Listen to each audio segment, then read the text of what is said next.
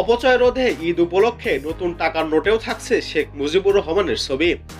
আজ থেকে 25শে মার্চ পর্যন্ত মিলবে নতুন নোট। ব্যাংকের ৮০টি শাখা থেকে বাংলাদেশ ব্যাংকের বিভিন্ন কার্যালয় থেকে গ্রাহকরা নিতে পারবেন নতুন টাকা।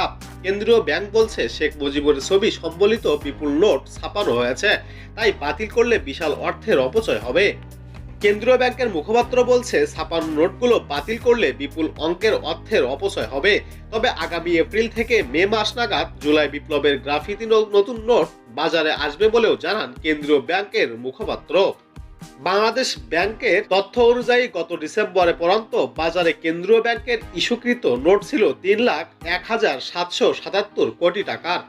তবে এখনই শেখ মুজিবের ছবি সম্বলিত টাকা সরানো যাচ্ছে না বলে জানিয়েছেন কেন্দ্রীয় ব্যাংক কর্তৃপক্ষ।